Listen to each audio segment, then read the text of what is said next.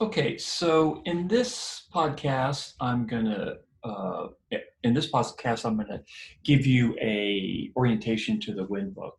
So it also this podcast, there might be a couple, reinforces what I talk about in the lecture podcast, which I posted today. For instance, I'm going to talk about the attack on San Saba in the 1750s. Gwynne talks about it, and I talk about it in my podcast lectures. So just to orient you, here is the San Saba mission, and you probably don't know this yet, but it was created by the Spanish in the 1750s for reasons I'll talk about, and Gwynne does, and then it was destroyed by Comanche and other warriors. So that's where it is. It's north of San Antonio.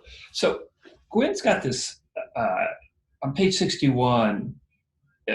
He talks about Comanche raids and the counter raids. One sentence. This is at the end of the first full paragraph. It says large counter raids were mounted in 1716, 1717, 1719, 1723, 1726, and 1742. And when I read that, I thought, oh my God, this is like the student's worst nightmare. This is like 1, 2, 3, 4, 5, 6 dates at the end of a sentence.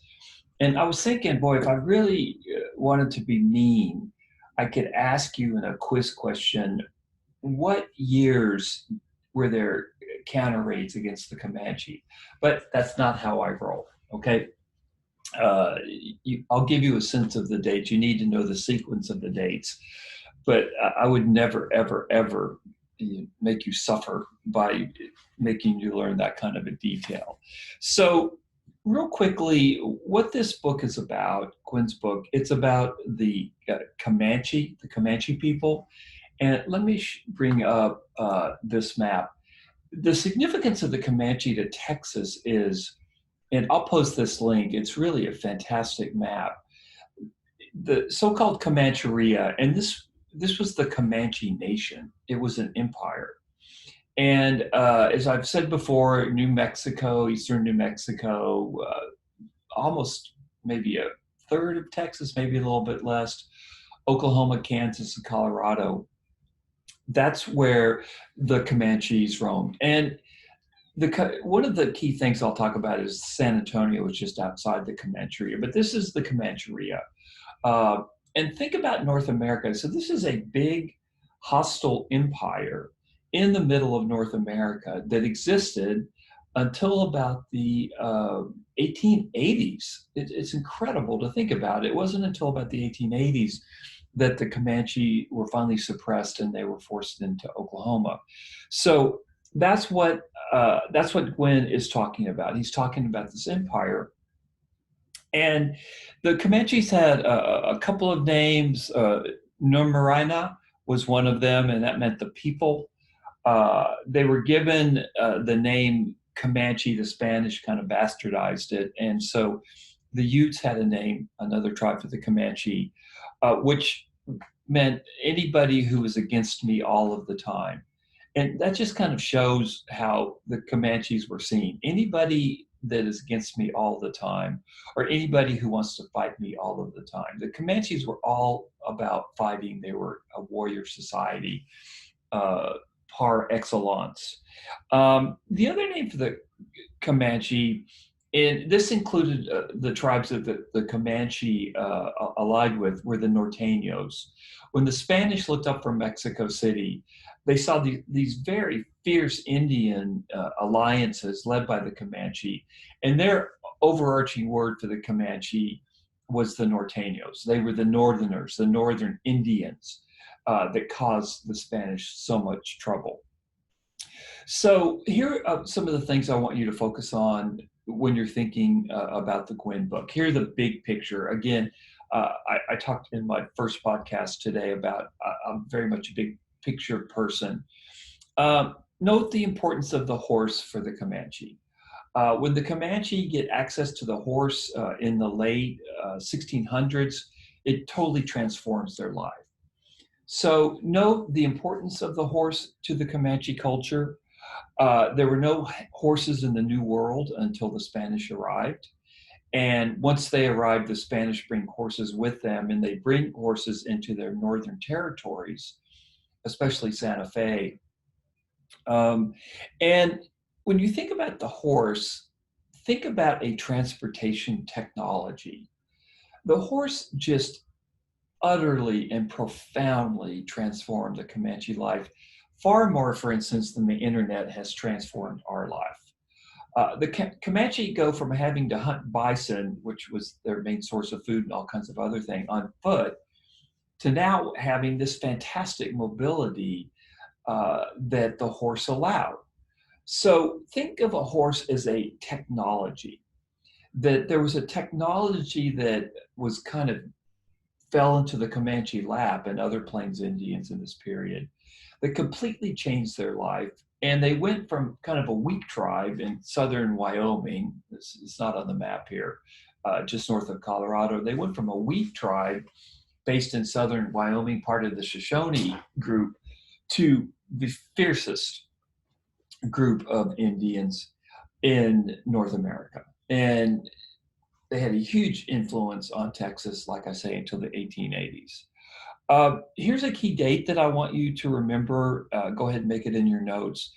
1680, okay? 1680, the Spanish had created Santa Fe earlier in the 1600s. So the Spanish actually settled New Mexico before they did Texas, and you'll understand this more when you listen to the podcast.